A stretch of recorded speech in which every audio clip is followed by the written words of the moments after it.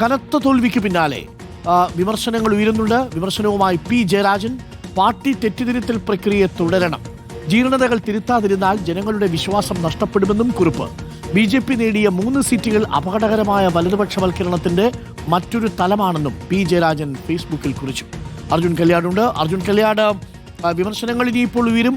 സ്വാഭാവികമായും നേതൃത്വം മാറണമെന്ന വിളികളുണ്ടാവും. അത് പാർട്ടി വരുന്ന ഘടകങ്ങളിലൊക്കെ ചർച്ച ചെയ്യുകയും ചെയ്യും. അടിസ്ഥാനമായി പാർട്ടിയുടെ രീതിയും ശൈലിയും മാറേണ്ടി വരും. വലിയ ഒരു അഴിച്ചുപണിക്ക് ചെറിയ മിനുക്കുപണികൾ കൊണ്ട് കാര്യമില്ല. എഞ്ചിൻ അഴിച്ചു തന്നെ പണിയേണ്ടി വരും. പ്രത്യയശാസ്ത്രങ്ങളിലോട് നിന്ന് അകന്നു പോയതിനെയെല്ലാം വകഞ്ഞു മാറ്റി പാർട്ടിയെ ഒന്ന് സ്ഫുടം ചെയ്തെടുക്കേണ്ടി വരുമെന്നാണോ പി ജയരാജന്റെ ഫേസ്ബുക്ക് പോസ്റ്റിൽ പറയുന്നത്?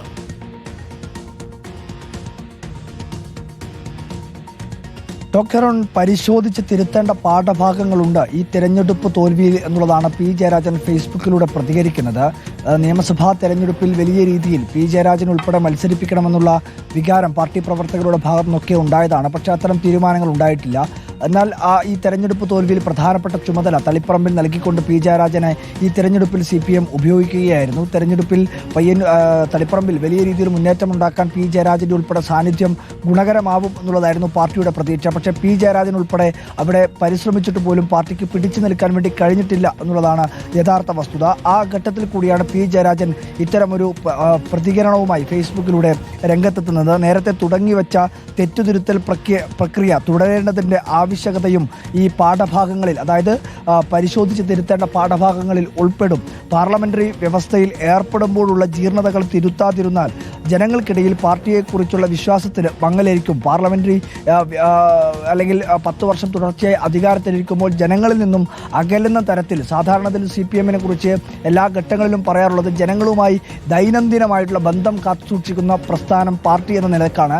എന്നാൽ സർക്കാരിലേക്ക് ആ പാർട്ടി സംവിധാനം ആകെ ചുരുങ്ങുമ്പോൾ സ്വാഭാവികമായും ജനങ്ങളും പാർട്ടിയും തമ്മിലുള്ള അകലം വർദ്ധിക്കുന്നു എന്നുള്ള പൊതുവായിട്ടുള്ള വിമർശനം കഴിഞ്ഞ പാർട്ടി സമ്മേളനങ്ങളിലും പാർട്ടി കോൺഗ്രസിലും ഉൾപ്പെടെ അത്തരം ചില ചർച്ചകളൊക്കെ ഉയർന്നു വന്നിട്ടുള്ള ഒരു പശ്ചാത്തലം കൂടിയുണ്ട്.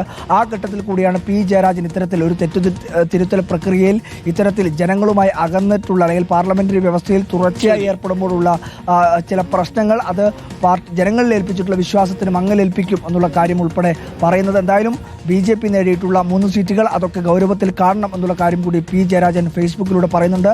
അത് പറയുമ്പോഴും പി ജയരാജൻ്റെ ആ ഫേസ്ബുക്ക് കുറിപ്പിൽ പറയുന്നത് തെരഞ്ഞെടുപ്പ് പരാജയം ഒന്നിൻ്റെയും അവസാനമല്ല, കൂടുതൽ കരുത്തോടുകൂടി കൂടുതൽ ജനകീയ ഇടപെടൽ നടത്തിക്കൊണ്ട് പാർട്ടി ജനങ്ങൾക്കിടയിൽ കൂടുതൽ ശക്തരായി മാറും എന്നുള്ള കാര്യം കൂടി പി ജയരാജൻ സൂചിപ്പിക്കുന്നു.